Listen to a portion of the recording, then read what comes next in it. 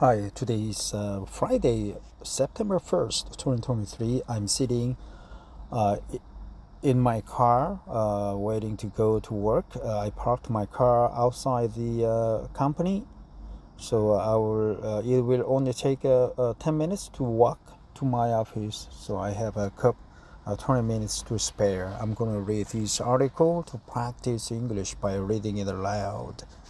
The six biggest factors that cause people to ignore your ideas and influence. So in Korean it means 매맞을 짓을 했네. We should avoid the six factors to avoid the 죄 or the ignorance or being ostracized at work. So let's find that out. This article is by Carrie Nieuwhof about leadership. Ever wonder why some people are influential and others aren't? Take getting others to buy into your ideas. For example, some people seem always to be able to win the day. Some people always seem that always should be put in front of them. Some people always seem to be able to win the day with their ideas. Others not so much. Not so much. I get asked all the time by leaders how to get their team members to take their ideas and their leadership influence more seriously. What's fascinating to me is that the conversation I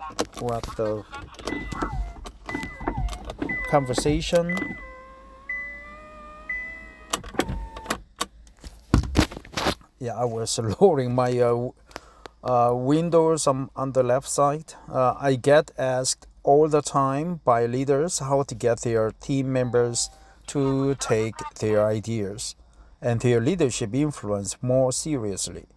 What's fascinating to me is that the conversation almost always begins from the angle of how to pitch ideas.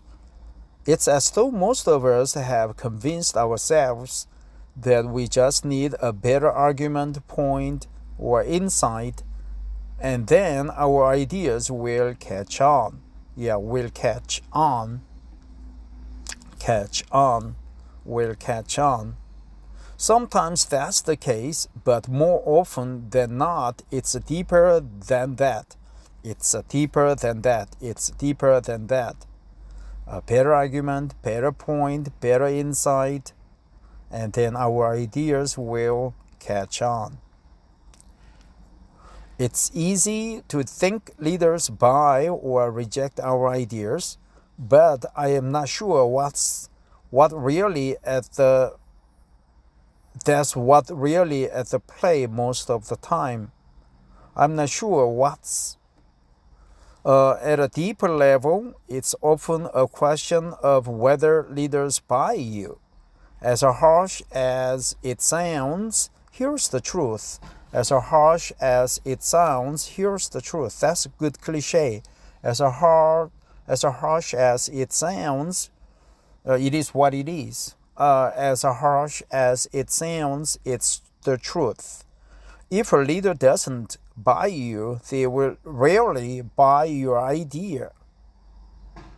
Fuck that. Yeah, that's true. If a leader doesn't buy you, they will rarely buy your idea. Leadership, as John Maxwell says, is influence. So the question about whether your ideas or viewpoint catches on quickly becomes a discussion about influence. Your influence as a leader is never static. It's either advancing or declining. It's either is never static, advancing or declining. If you are struggling to get your ideas adopted, your influence as a leader is never static. It's either advancing or declining. If you are struggling to get your ideas adopted, You've likely got an influence issue as much as you have a communication problem. If you are struggling to get your ideas adopted, if you have a strong influence at work, leaders will usually race to embrace or adopt your input. Conversely, if you are not respected in the workplace, your ideas will likely get ignored no matter how logical or persuasive your ideas seem to you. And how do you gain influence in the workplace? Here are the 6 biggest factors that cause people to ignore your ideas and influence. If a leader doesn't buy you, they rarely buy your idea. 1. You aren't. If your leader doesn't buy you, they will rarely buy your idea. 1. You aren't sensational at what you do. Not surprisingly, there's a direct connection between competence and influence. Leaders instinctively develop a habit of listening to their highest performing team members, even if they might initially disagree with their approach on issues.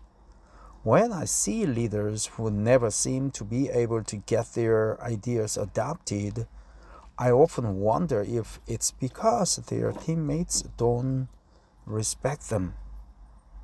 There's a direct connection between competence and influence. If you want more influence at work, be sensational at what you do. Your ideas are always attached to you. If people respect and admire you, they will tend to respect and admire your initiatives. Your ideas are always attached to you. If people respect and admire you, they will tend to respect and admire your initiatives. If people respect and admire you, they will tend to respect and admire your ideas. 2. You need to grow your character. Being great at what you do is one thing, but we've all met competent people who we don't like spending time with. Character impacts your influence as much as competency does. Character impacts your influence as much as competency does. And long term, it matters even more. Ultimately, your character, not your competency, determines your capacity. Ultimately, your character, not your competency, determines your capacity. Why? Because character is still the ultimate lead on leadership. Every day, highly competent leaders lose their jobs, their careers, and their families because their character imploded. Your competency will take you only as far as your character can sustain you. So work hard on your character. It's the last cap on your leadership. 3. You don't cultivate humility. The only person who likes a know-it-all is the know-it-all himself. Paradoxically, if you want to cultivate great influence, make your leadership less about you and more about others and the cause. Prideful leaders are incredibly reluctant to share the spotlight. After all, you've worked so hard and so long. Why share this moment with anyone? So if you are a proud leader, you want the stage as often as it's available. You want to share everything and are reluctant to let anyone truly lead or get credit. But humble leaders willingly push others into the spotlight. They share credit, they share the stage, and they don't have to lead everything. In fact, they intentionally develop other leaders and even replace themselves in many key roles because the mission is more important than they are. A humble leader rejoices in the success of others. A proud leader resents the success of others. A humble leader rejoices in the success of others. A proud leader resents the success of others. Really?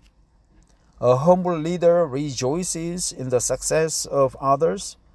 A proud leader resents the success of others. If you want to overcome envy and insecurity, do what proud people fear doing. Push others into the spotlight. It will break the stranglehold of envy in your life. 4. You don't do what you said you were going to do when you said you were going to do it. Honestly, if you want more influence starting tomorrow, just do what you said you were going to do when you said you were going to do it. So a few people do this. Missed deadlines, excuses are the staples of the vast majority of people, including people in leadership positions. Missed deadlines and excuses are the staples of the vast majority of people. Missed deadlines and excuses are the staples of the vast majority of people. Do you have any idea how many bosses, employers wake up every day to a string of phrases like, "I'm sorry, I didn't get it done. Sorry, I had a bunch of things come up. Oh, I don't think it was that important. I'm so slammed right now. I just forgot. I am so slammed right now. I just forgot." If you simply do what you said you are going to do when you said you were going to do it, you are ahead of 98% of the population of planet Earth. Furthermore, people will gain confidence in you. And confidence, of course, is the basis of trust.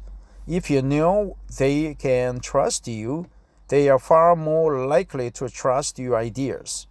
5. You don't initiate. A surprising number of people sit around waiting to be told what to do next. The best leaders never do that. They see what needs to be done and they do it. If you are not sure whether you have permission, ask. On occasional, hey, is it all right if I reorganize this entire system? It's better than I went home early because I couldn't find anything to do. Leaders look for self-starters. Self-motivated people always have more influence than people who sit around waiting for their next assignment. You likely have more permission than you think. 6. You don't finish. It's great to start things. It's another to finish them. So many projects get started and then get abandoned. You and I can both point to hundreds of blogs and podcasts that started well and died a dozen posts or episodes in because leaders had a lot of passion to begin, but none to finish. Ditto with projects at work. Ditto with projects at work. So many great new initiatives fail to see daylight, not because they were bad ideas, but because team members never finished what they started. Shipping beats dreaming. Finishing trumps starting. Completing beats planning. Shipping beats dreaming. Finishing trumps starting. Completing beats planning. Shipping beats dreaming. Very good. Finishing trumps starting. Completing beats planning. That's a good article. Lead with confidence and clarity. Grow your church. As leaders, we tend to see the challenges and roadblocks before other people do. We've all been there before. right? So this is the church article, but it's good content. As leaders, we tend to see the challenges and roadblocks before others people do. We've all been there before. You need to refresh your vision for the future, but know that change will be an issue for that person. You are overstaffed or missing a key role and can't find the right person to fill the role. You aren't reaching enough new people even though you've tried everything that's working for other churches. You can see the issue but aren't confident in what to do about it. And with another Sunday morning coming up, it will just have to wait until next week when you have a few minutes to figure it out. Now ask yourself this: what would it feel like to have those answers at your fingertips 24/7? Whether it's reaching new people, improving your preaching, increasing volunteers, refreshing your vision, engaging your staff, any of the countless challenges we face as church leaders, the Art of Leadership Academy will equip you to lead your church with confidence and clarity. Between comprehensive church leadership courses, live coaching calls, staff and volunteer training resources, and direct access to an online community of self-level church leaders, you will get the exact insights and answers that fuel your church for growth. Learn more about the Art of Leadership Academy. This is a good article. There were many cliches. Ditto with projects too, shipping bits, dreaming, and so on. And what else? What else? Clarity, competence, competency, and so on. Thanks for listening. Take care. Bye-bye.